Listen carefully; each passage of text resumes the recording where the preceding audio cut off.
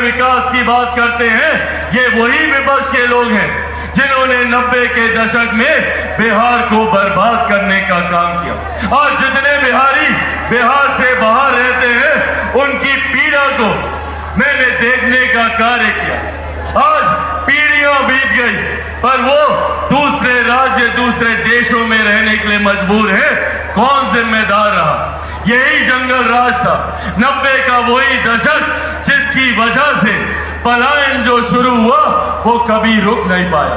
आज Bihar first, Bihari first, ये वादा आप लोगों से करके जाता है। मेरा संकल्प सिर्फ पलायन को रोकने तक का नहीं है, मेरा संकल्प रिवर्स माइग्रेशन का है। जो लोग पलायन कर गए हैं, वो लोग भी वापस हमारे प्रदेश आए। इस सोच के साथ बिहार फर्स्ट, बिहारी फर्स्ट कार्य कर रहा है। मैं चाहता हूं कि मेरे हर युवा साथी को अपने राज्य में ही हर संभव सुख सुविधा मिले। मेरे युवा साथियों को शिक्षा के लिए, रोजगार के लिए बिहार से बाहर तो दूर, अपने जिले से बाहर तो दूर, अपने प्रखंड, अपने पंचायत में उन्हें ऐसे अवसर मिलने चाहिए ताकि वो शिक्षा और रोजगार यहीं रहकर हासिल कर सके। पर साथियों, इस सोच में अगर बाधा डालने का कार्य किया, और ये महत्वपूर्ण विषय है, आप सबको इसकी जानकारी होना जरूरी है, क्योंकि आप में से कई युवाओं ने पटना जाते हैं, वहां पर धरना प्रदर्शन करते हैं, यहां पर अलग अलग मंच में अपनी बातों को रखते हैं, और आपकी उस बात का मैं पूर्ण समर्थन करता हूं जब आप कहते हैं कि बिहार में डोमिसाइल नीति लागू होनी चाहिए। इसका मैं पूरी तरीके से समर्थन करता हूं। पर अगर इस डोमिसाइल नीति को हटाने का कार्य किया, अगर युवाओं के भविष्य से खिलवाड़ करने का काम किया, तो इसका जिम्मेदार कौन है? 2006 में डोमिसाइल नीति को अपनाया गया था और इस बात को सुनिश्चित किया गया था कि हमारे बिहारी युवाओं को रोजगार में प्राथमिकता दी जाएगी। अलग अलग क्षेत्रों में निकल रही वैकेंसीज में प्राथमिकता दी जाएगी। आज जो लोग कलम बांटने की बात करते हैं, जिन लोगों ने रोजगार के बदले आप लोगों की जमीन हड़पने का काम किया, उन्हीं लोगों ने डोमिसाइल नीति को भी हटाने का काम किया।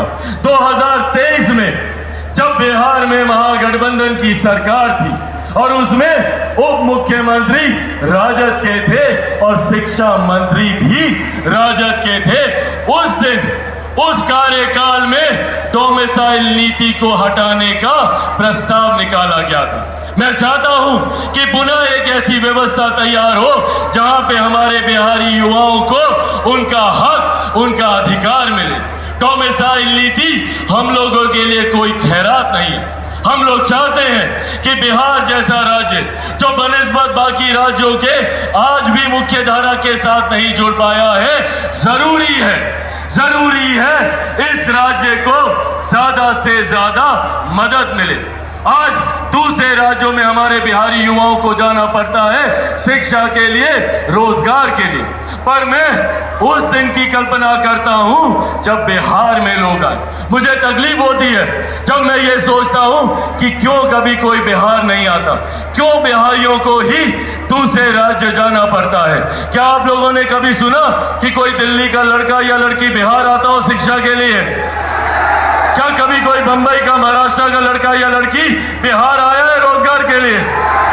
तो फिर क्यों सिर्फ हम बिहारियों को ही दूसरे प्रदेश जाना पड़ता है? शिक्षा के लिए जाते हैं, रोजगार के लिए जाते हैं, और वहां किस तरीके से हमें अपमानित किया जाता है। बिहार फर्स्ट, बिहारी फर्स्ट इसी सोच को धरातल पर उतारने का संकल्प है। मैं चाहता हूं कि आज के बाद किसी युवा को बाहर ना जाना पड़े। बिहार में कारखाने खुले, बिहार में ही उद्योग खुले, बिहार में ऐसी व्यवस्था तैयार हो कि मेरे बच्चों को शिक्षा के लिए कोटा ना जाना पड़े, यहीं पर रहकर वो शिक्षा तालीम हासिल करें। जो लोग देश से बाहर जा चुके हैं, जिन्होंने पीढ़ियां वहां पर बिता दी, उनके लिए एक ऐसी व्यवस्था का निर्माण बिहार फर्स्ट, बिहारी फर्स्ट के माध्यम से करना चाहते हैं ताकि वो लोग वापस अपने राज्य आ सके और अपने राज्य के विकास में योगदान दे सके। पर साथियों, जब चिराग पासवान ये बातें करता है तो षड्यंत्र रचा जाता है चिराग पासवान को समाप्त करने का। आज से 3 साल पहले भी यही षड्यंत्र रचा गया था।